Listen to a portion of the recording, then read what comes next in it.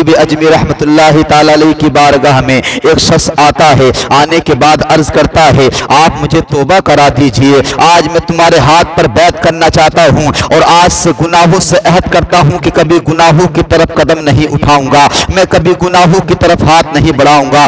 हबीब अजमी की बारगाह लगी है और लोग भी वहां पर बैठे हुए हैं। लोगों ने हैरत से देखा, तू वही इंसान है ना, तुझसे बारहा कहा गया था गुनाहों को छोड़ दे, शराब नोशी से बास आ जा, तू झूठ बोलना छोड़ दे, लेकिन तूने लोगों की बात को नहीं माना, तूने शराब को नहीं छोड़ा, तूने झूठ बोलना नहीं छोड़ा। लेकिन बता तो सही, आज तुझे तौबा पर आमादा कैसे हो गया है, आज तेरे दिल के अंदर अल्लाह का खौफ कैसे बैठ गया है। वो हबीब अजमी की बारगाह में आया हुआ इंसान अर्ज करता है, एक 12 साल का बच्चा था जो मेरी जिंदगी को सुधार कर चला गया है।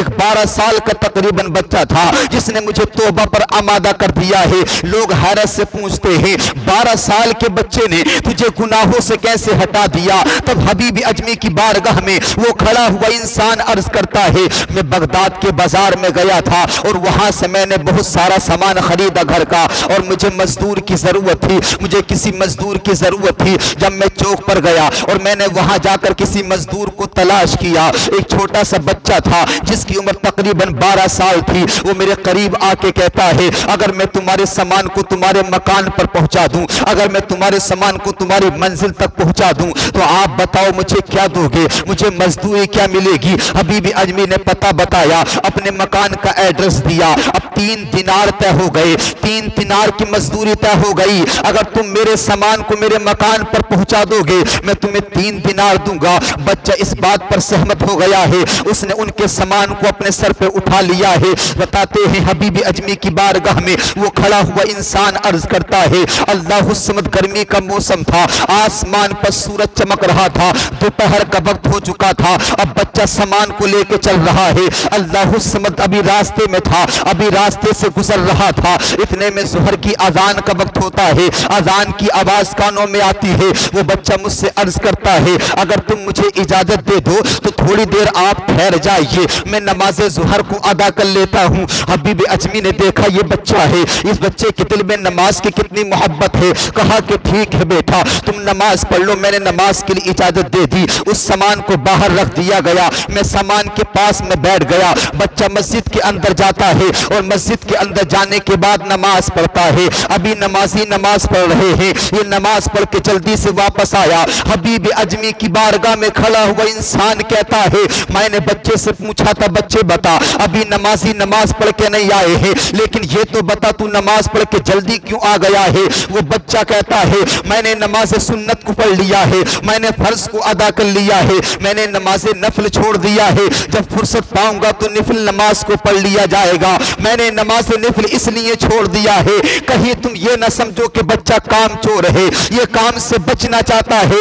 मैं काम से बचना नहीं चाहता था, मैं पहले अल्लाह के फर्ज को अदा करना चाहता था। अब वो हबीब अजमी की बारगाह में खड़ा हुआ इंसान कहता है, उस बच्चे ने फिर सामान को सर पे उठाया है। ये आसमान पर सूरज चमक रहा था, इसकी गर्मी की तपिश थी। उस बच्चे के जिस्म पे गर्मी की तपिश का आलम ये था, उसका सर का पसीना एड़ी की तरफ रवा दबा था, उसका जिस्म पसीने में भीग रहा था। अलगर्ज अल्लाहु समद। रास्ते में हबीब अजमी की बारगाह में वो खड़ा हुआ इंसान कहता है, मैंने बच्चे से कहा था, बच्चे आए बच्चे बता तो सही, इस सामान को थोड़ी देर के लिए मुझे दे दे, ताकि इस सामान को अपने सर पे मैं रख लूं और तुझे थोड़ा सा आराम मिल जाए। बच्चा कहता, नहीं मालिक, मैंने 3 दिनार घर तक पहुंचाने के तय किए हैं। अगर इस सामान को तुम सर पे ला दोगे, अगर सामान सर पे तुम उठाओगे तो फिर मजदूरी कम हो जाएगी, फिर मेरा खर्चा नहीं चल सकेगा। मेरे माँ बाप भी हैं, उनका खर्चे का इंतजाम मेरे जिम्मे है, मैं मेहनत तो मजदूरी किया करता हूँ।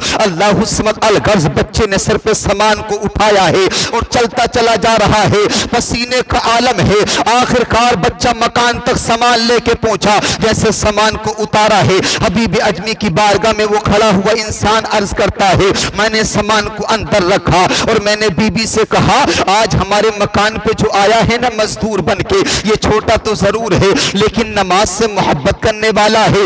इसने रास्ते में नमाज को नहीं छोड़ा बल्कि नमाज को भी अदा किया है। बड़ा परहेजगार लगता है, बड़ा नेक स्वाले बच्चा लगता है। अल्लाह सब बीबी कहती है, अगर नेक स्वाले है ना, ये गरीब मजदूर है ना, तो दोपहर का टाइम तो हो गया है, इसने अभी खाना नहीं खाया होगा, इसको घर में बुला लीजिए और इसको खाना खिला दीजिए। हबीब अजमी ने रकम ली है, 3 दिनार बच्चे के हवाले करके कहा, ऐ बेटे ये दोपहर का वक्त है, अब खाने का टाइम हो चुका है, अब तुझे भूख भी लगी होगी, अब भूख की शिद्दत का वक्त भी है, ऐ बेटा आज खाना दोपहर का हमारे मकान पर कह ले।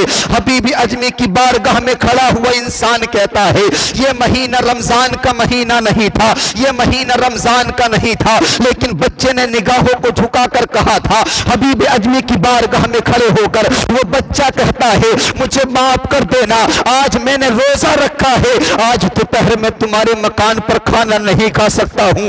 हबीब अजमी की बारगाह में खड़ा हुआ इंसान इस बात की गवाही देता है, रमजान का महीना नहीं, ये 12 साल की उम्र है, इसके दिल में खुदा का खौफ कैसा है, इसके दिल में अल्लाह का खौफ कैसा है, ये खुदा से कैसी मोहब्बत करता है, ना तो नमाज को छोड़ रहा है, ना नफली रोजों को छोड़ता है, मुशक्कत भी कर रहा है, मेहनत भी कर रहा है, रोजों को नहीं छोड़ता है। अल्लाह समद वो शख्स से वो बच्चा कहता है, मुझे मस्जिद का पता बता दो, मैं वहां जाकर नमाज पढ़ूंगा, वहां जाकर आराम करूंगा। अब बच्चे से कहते हैं, बच्चा मस्जिद का पता तो बता दूंगा, लेकिन मेरी एक गुजारिश है बेटा, जब तूने रोजा रखा है, शाम को इफ्तारी मेरे मकान पर कर लेना, शाम को खाना मेरे मकान पर खा लेना। बच्चा कहता ठीक है, मैं शाम को तुम्हारे मकान पर इफ्तार कर लूंगा, मैं तुम्हारे मकान पर शाम को खाना खा लूंगा।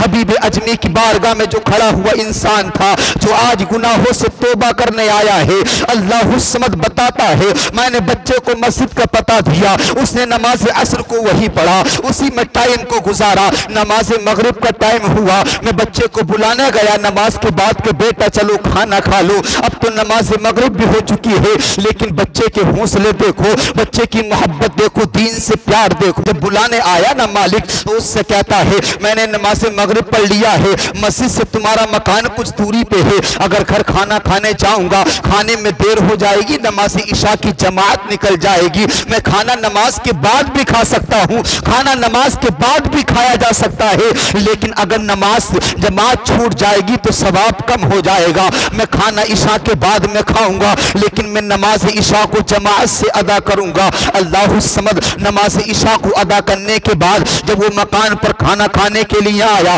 बच्चे ने खाना खाया, अब टाइम तो काफी हो गया था, रहने वाला भी दूर का था। हबीब अजमी की बारगाह में वो खड़ा हुआ इंसान कहता है, मैंने बच्चे से कहा था, बेटा अब तेरा मकान तो दूरी पे है, रात में कहाँ जाएगा, अगर तुझे गिरा ना गुजरे, अगर दुश्वार ना हो तो मेरे मकान पर रात गुजार ले, मेरे मकान का मेहमान बन जा, मेरा मेहमान बन जा, मेरे मकान पर रात को ठहर जा, सुबह को चले जाना। बच्चे ने कहा, कोई बात नहीं, रुक जाऊंगा, कभी कभी मुझे काम पर देर हो जाती है, मैं रात वहीं पर रुक जाता हूँ। मेरे माँ बाप को पता है, मेरे माँ बाप को मालूम है कि मेरा बेटा कहीं रात रुक गया होगा, काम में देर हो गई होगी, कहीं ठहर गया होगा, अब रात को बिस्तर भी लगा दिया गया है। अल्लाह समद, लेकिन वो जो मालिक था ना, वो जो हबीब अजमी की बारगाह में खड़ा हुआ इंसान था, उसके पास एक बेटी थी, और वो बेटी कैसी थी, इतनी मजबूर थी, अपनी टांगों से चल नहीं सकती थी, अपने बिस्तर से उठ नहीं सकती थी, अपनी मर्जी से कहीं जा नहीं सकती थी,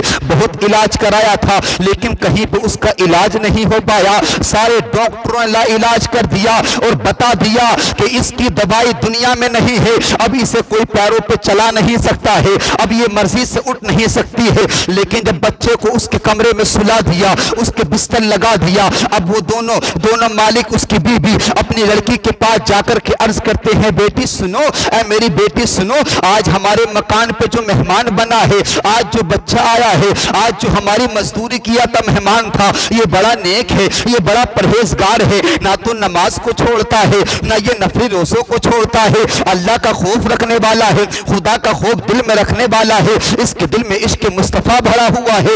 इतना सुना ना, माँ बाप तो बच्ची को बता करके अपने रूम में आ जाते हैं, लेकिन बच्ची ने रात की तारीकी में, उसी रात के अंधेरे में अल्लाह समद अपने हाथों को बुलंद किया और आसमान की तरफ उठा करके दुआ की, ऐ परवरदिगार आलम, मेरे वालिदैन ने बताया है आज हमारे मकान पर जो मेहमान बना है वो तेरा खास बंदा है, वो तेरा नेक स्वाले बंदा है। ऐ परवरदिगार, अगर वो नेक है, अगर तेरा खास बंदा है, ये गुनाहगार बच्ची ये तेरे उसी नेक बंदे का सदका देती है, उसकी नमाजों का वास्ता मौला मुझे शिफा दे दे, उसकी इबादत का वास्ता वास्ता मौला मुझे ठीक कर दे, जिसकी दुनिया में कोई दवाई नहीं है।